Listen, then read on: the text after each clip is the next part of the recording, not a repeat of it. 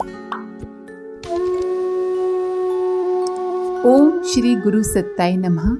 सभी को प्रणाम। पिछले वीडियो में आपने सुना कि आचार्य श्री ने माता जी को स्पष्ट किया कि मार्गदर्शक सत्ता के आदेश अनुसार कुछ वर्षों बाद मथुरा से चले जाना है। उस वक्त मृत्युंजय भाई साहब एवं शैल जी छोटे ही थे, इसलिए स्वाभाविक था कि माता जी को उनके भविष्य को लेकर चिंता हुई। तब परम पूज्य गुरुदेव ने वंदनीय माता जी से कहा कि जब हम लोगों ने अपने आप को भगवान के भरोसे छोड़ दिया है तो हमारी जिम्मेदारी भी वही उठाएंगे। आइए इसी क्रम को अब आगे बढ़ाते हैं। गायत्री जयंती पर हुई गोष्ठी में गुजरात से आए निरंजन आत्मयोगी ने एक समस्या रखी थी। उनका कहना था कि हम और हमारे साथी दिन रात प्रचार में जुटे रहते हैं, खूब यज्ञ हवन करते हैं, लेकिन लोगों पर कोई प्रभाव नहीं होता। वे संध्या गायत्री भी करते रहते हैं, फिर भी वहीं के वहीं। कुछ और साधकों ने भी प्रचार में आने वाली इस तरह की निराशा का जिक्र किया। आचार्य श्री ने कहा, निराश होने की जरूरत नहीं है और न ही थोड़े से प्रयत्नों से बड़े परिणामों की आशा करना चाहिए। तुम अपने काम करते रहो और पवित्र जीवन जियो। बुद्ध ने केवल प्रचार किया और पवित्र जीवन जिया। ईसा मसीह, शंकराचार्य, रामानुज और तुलसीदास भी लोगों से आशा अपेक्षा करते नहीं घूमे। उन्होंने पवित्र जीवन जिया और लोगों को बदलने के लिए प्रेरित किया। हमारा अपना व्यक्तित्व या पवित्र जीवन ही लोगों को प्रेरित करता है। पवित्र और प्रेरक बनो तो तुम्हारे आसपास साधकों और कार्यकर्ताओं की बाढ़ आ जाएगी। सितंबर 1962 में लोकसभा चुनाव के बाद केंद्र में जवाहरलाल नेहरू फिर प्रधानमंत्री बने। राज्य विधानसभाओं में भी प्रायः कांग्रेस का एक छत्र साम्राज्य रहा। नेहरू जी के नेतृत्व को कहीं से चुनौती मिलती नहीं दिखाई दी। चुनाव अभियान में पूर्वोत्तर सीमा पर हो रही सैनिक हलचलें, तिब्बत का मसला और कश्मीर का सवाल मुद्दा बना था, लेकिन मतदाताओं ने इन सवालों को कोई ज्यादा महत्व नहीं दिया। देश अभी नेहरू की विजय का उत्सव मना ही रहा था कि चीनी सेना ने लद्दाख और उत्तरी पूर्वी सीमा पर भारी हमला कर दिया। 30,000 से ज्यादा चीनी सैनिक भारतीय सीमा में घुस आए। नेहरू इस आक्रमण से हक्के बक्के रह गए। भारतीय सेनाएं इस स्थिति में नहीं थीं कि चीनी आक्रमण का प्रतिरोध कर सकें। एक तो चीनी सैनिक संख्या में बहुत ज्यादा थे, वे आक्रामक थे, और दूसरे भारत ने सीमाओं पर पर्याप्त चौकसी नहीं बरती थी। भारत कूटनीतिक क्षेत्र में भी ठीक से पहल नहीं कर पाया। भारत सरकार ने चीनी आक्रमण के संबंध में दुनिया के तमाम देशों को पत्र लिखे। कुछ देशों ने भारत के प्रति सहानुभूति जताई, उसके पक्ष का समर्थन भी किया, लेकिन सक्रिय रूप से कोई भी देश सहायता करने नहीं आया। चीनी सेनाएं महीने भर तक सीमाओं पर उत्पात मचाती भीतर तक घुस आईं, उत्तरी पूर्वी सीमांत के एक बड़े भाग पर कब्जा कर लिया। उसके बाद 21 नवंबर को एक तरफा युद्ध विराम की घोषणा कर दी और अपने आप ही चीनी सेनाएं काफी पीछे तक चली गईं। युद्ध महीने भर से ज्यादा नहीं चला था, लेकिन उसने पूरे देश के मनोबल को झकझोर दिया था। गायत्री परिवार के सदस्यों ने युद्ध के दिनों में कोई छुट्टी नहीं करने और अपने कार्यों को तत्परता से पूरा करने की प्रतिज्ञा की थी। आचार्य श्री ने साधकों को निर्देश दिया था कि इस अवधि में तमाम मतभेद भुला दिए जाएं। धर्म, संप्रदाय, जाति, दल, भाषा और प्रांत के विवादों को फिलहाल दरकिनार किया जाए। आचार्य श्री ने ये भी कहा कि जो युवक अपने आप को सेना के लायक समझते हैं वे सेना में भर्ती हों। युद्ध की खबरों ने जनमानस को बुरी तरह विचलित और विक्षुब्ध कर दिया था। भारत सरकार युद्ध के सामरिक और कूटनीतिक दोनों ही मोर्चों पर विफल रही थी, इसलिए भी लोगों में हताशा का भाव बढ़ने लगा। आचार्य श्री ने अपने साधकों से स्वयं सेवकों की तरह काम करने की अपील की। कहा, युद्ध समाप्त होने के बाद राष्ट्र निर्माण के कई मोर्चे खुलेंगे। ये मोर्चे राष्ट्र के आहत हुए स्वाभिमान को जगाने और आत्मनिर्भर बनाने के लिए चुनौती की तरह होंगे। मथुरा में हुई एक गोष्ठी में उन्होंने युद्ध से उत्पन्न हुए संकट के बारे में कहा था कि विराम के बाद भी युद्ध समाप्त हुआ नहीं मान लेना चाहिए। कम्युनिस्ट शासन की प्रवृत्ति विस्तारवादी है।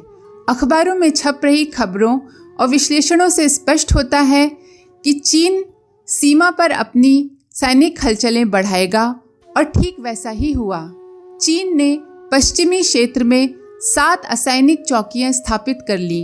अपनी बनाई और थोपी हुई नियंत्रण रेखा पर उसने पत्थरों के ढेर जमा करने और बाड़ लगाना भी शुरू कर दिया। आचार्य श्री के अनुसार सृजन के विभिन्न मोर्चों पर आरंभ का ये सबसे अच्छा समय था। समाज का आत्मविश्वास लड़खड़ा रहा हो तो शैक्षिक और आध्यात्मिक उपाय किए जाने चाहिए। तपोभूमि में इस बीच 5 कार्यकर्ता अपने क्षेत्र में वापस लौट गए थे। इन लोगों ने 5 साल पहले आत्मदान किया था। शंभू सिंह कौशिक, गिरिजा सहाय व्यास और चमन लाल गौतम को आचार्य श्री ने ये कहकर बाहर भेज दिया था कि क्षेत्रों में केंद्र बनाएं। यज्ञ आयोजनों के अलावा गायत्री तपोभूमि में स्वास्थ्य और साधना शिविर भी लगे। उनमें साधकों की संख्या दिनों दिन बढ़ने लगी। क्षेत्र में संगठन और प्रचार की गतिविधियां चलने लगीं। इसके लिए शाखाओं में गायत्री परिवार के सदस्यों का रजिस्टर रखने, साप्ताहिक, पाक्षिक या मासिक सत्संग चलाने, शरीर स्वास्थ्य संवर्धन के लिए अभ्यास कक्षाएं लगाने के अलावा वर्ष में कम से कम 10 त्यौहार मनाने के निर्देश दिए गए। भारतीय धर्म परंपरा और समाज में उत्सवों की संख्या इतनी ज़्यादा है कि उनका हिसाब लगाना और अंतर कथाएं संग्रहित करना दुष्कर कार्य है। आचार्य श्री ने 10 ऐसे पर्वों का चुनाव किया जो सार्वजनीन थे, पूरे देश में नहीं मनाए जाते थे, तो भी एक बड़ा समुदाय इन उत्सवों को मनाता था।